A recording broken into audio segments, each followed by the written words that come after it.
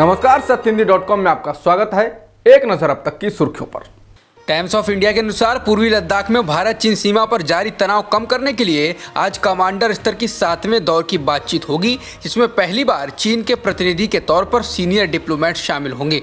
बैठक में चीनी प्रतिनिधिमंडल में विदेश मंत्रालय के अधिकारी और राजनीतिक कमिश्नर शामिल हो सकते हैं। इससे पहले 21 सितंबर को हुई छठे दौर की बातचीत में भारत की तरफ से एक वरिष्ठ राजनयिक संयुक्त सचिव नवीन श्रीवास्तव ने शिरकत की थी।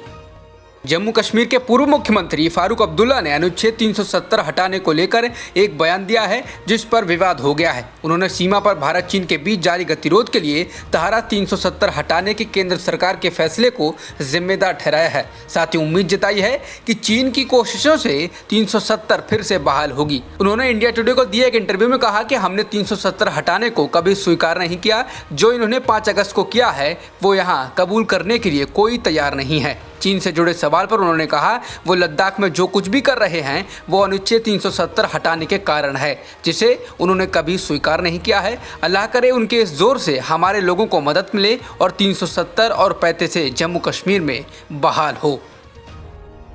उत्तर प्रदेश के हाथरस में दलित युवती के साथ हुए बलात्कार मामले में आज इलाहाबाद हाईकोर्ट की लखनऊ खंडपीठ के सामने सुनवाई की जाएगी। पुलिस की सुरक्षा के बीच सुनवाई के लिए मृतक युवती का परिवार सोमवार सुबह ही लखनऊ के लिए निकल गया था। अदालत ने हाथरस के जिलाधिकारी और पुलिस अधीक्षक समेत कई अधिकारियों को भी उपस्थित होने के लिए कहा है। केंद्र सरकार ने अर्थव्यवस्था में मांग को बढ़ाने के लिए आज कई ऐलान किया है। वित्त मंत्री निर्मला सीतारमण ने आज एक प्रेस कॉन्फ्रेंस में कहा कि अर्थव्यवस्था में मांग को बढ़ाने के लिए कई कदम उठाए जा रहे हैं। मांग को प्रोत्साहित करने के लिए सरकार उपभोक्ता खर्च और पूंजीगत व्यय बढ़ाने के उपाय कर रही है। सरकार LTC कैश वाउचर्स और फेस्टिवल एडवांस स्कीम लेकर आई है। अभिनेत्री और राजनेता खुशबू सुंदर ने कांग्रेस पार्टी से इस्तीफा दे दिया है। उनके इस्तीफे से पहले कांग्रेस ने भी उन्हें पार्टी प्रवक्ता के पद से मुक्त किए जाने की घोषणा की थी। कहा जा रहा है कि अब वो बीजेपी में शामिल हो सकती हैं।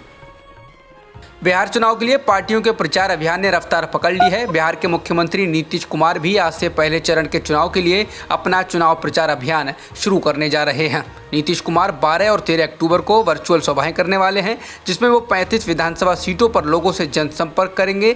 ये वर्चुअल सभाएं 12 तारीख की शाम को और 13 तारीख सुबह रखी गई हैं। इसके बाद नीतीश कुमार 14 अक्टूबर को चुनावी मैदान में उतरकर रैलियां करेंगे, जिससे वो हेलीकॉप्टर से राज्य की कई विधानसभाओं में जाएंगे। क्या त्रिपुरा की बीजेपी सरकार के लिए खतरे की घंटी बज गई है? कम से कम 7 विधायक मुख्यमंत्री बिप्लब कुमार देब के खिलाफ बगावत पर उतर आए हैं और उन्हें बदलने की मांग को लेकर दिल्ली में डेरा डाले हुए हैं। ये विधायक बिप्लब कुमार देब पर तानाशाह, अनुभवहीन और अलोकप्रिय होने का आरोप लगा रहे हैं। बिप्लब कुमार देब के खिलाफ दिल्ली में जो विधायक बैठे हैं उसका नेतृत्व सुदीप रॉय बर्मन कर रहे हैं। उनके नेतृत्व का दावा है कि कम से कम 2 और विधायकों को उनका समर्थन है। बता दें कि 60 विधायकों वाली विधानसभा में बीजेपी के 36 विधायक हैं। हाथरस बलरामपुर की घटनाओं से दहले उत्तर प्रदेश में हर दिन कई जघन्य वारदात होने की खबरें आती रहती हैं। अब उत्तर प्रदेश की ही झांसी से खबर है कि यहां नाबालिग युवती से बलात्कार हुआ है और अभियुक्तों ने लूटपाट कर उसके पैसे भी छीन लिए हैं। ये घटना झांसी के थाना सीपरी बाजार क्षेत्र के पॉलिटेक्निक कॉलेज में हुई है। पीड़िता के परिवार की ओर से FIR दर्ज कराई गई है। पुलिस ने मुख्य आरोपी समेत 8 लोगों को गिरफ्तार भी कर लिया है। सुशांत सिंह राजपूत की मौत के मामले में रिया चक्रवर्ती के खिलाफ लगाए गए आरोप एक के बाद एक झूठे साबित हो रहे हैं। अब एक और दावा झूठा साबित हुआ है। रिया चक्रवर्ती के पड़ोस में रहने वाली महिला ने उन पर सुशांत की मौत से एक दिन पहले फिल्म अभिनेता से मिलने का आरोप लगाया था, लेकिन वह अपने इस आरोप को CBI के सामने साबित नहीं कर सकी हैं। महिला ने यह दावा टेलीविजन चैनलों से बातचीत में किया था। महिला ने अब कहा है कि 13 जून को उसने सुशांत को रिया को उसके घर पर ड्रॉप करते नहीं देखा। मुंबई के बहुत बड़े हिस्से में सोमवार को बिजली चली गई है, जिससे मुंबई और आसपास के महानगर क्षेत्र में जनजीवन पर गंभीर असर पड़ा है। इस वजह से लोकल गाड़ियां सफर के बीच में ही रुक गई हैं और कोरोना महामारी के बीच हो रही छात्रों की ऑनलाइन कक्षाएं बाधित हुई हैं। जिन इलाकों में बिजली गई है उनमें मुंबई सेंट्रल, थाने, जोगेश्वरी, वडाला, चेंबूर, बोरीवली, दादर, कांदिवली और मीरा रोड जैसे इलाके शामिल हैं।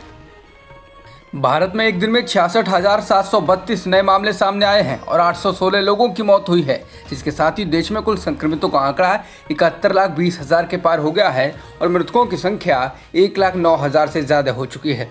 फिलहाल एक्टिव मामले 8,61,000 के पार हैं। भारत में एक दिन में 9,94,000 से अधिक सैंपल्स की टेस्टिंग की गई है, जिसके साथ ही देश में कुल टेस्टिंग का आंकड़ा 8,78,00,000 के पार हो गया है। केंद्रीय स्वास्थ्य मंत्री डॉक्टर हर्षवर्धन ने कहा कि बहुप्रतीक्षित फेलुदा पेपर स्ट्रिप टेस्ट अगले कुछ हफ्तों में आने की संभावना है। इस टेस्ट में जेने एडिटिंग तकनीक का उपयोग किया गया है, जिसकी मदद से 30 मिनट से भी कम समय में वायरस का पता लग जाता है। ये नई दिल्ली स्थित CSIR IGIB द्वारा विकसित किया गया है। जॉन्स हॉपकिंस यूनिवर्सिटी के अनुसार दुनिया में कोरोना संक्रमितों का आंकड़ा 3,74,00,000 के पार हो गया है और मृतकों की संख्या 10,75,000 के पार हो गई है। वहीं वर्ल्डोमीटर्स वेबसाइट के मुताबिक दुनिया में अब तक 2,83,00,000 लोग ठीक भी हो चुके हैं। जॉन्स हॉपकिंस यूनिवर्सिटी के अनुसार अमेरिका में संक्रमितों की संख्या 77,62,000 के पार हो गई है और मृतकों की संख्या 2,14,000 से ज़्यादा हो चुकी है। इसके अलावा ब्राज़ील में भी कुल संक्रमितों का आंकड़ा 50,94,000 के पार हो गया है और मृतकों की संख्या 1,50,000 के पार है। अब तक की खबरों में इतना ही। बाकी खबरों के लिए बने रहिए सत्यहिंदी.com के साथ।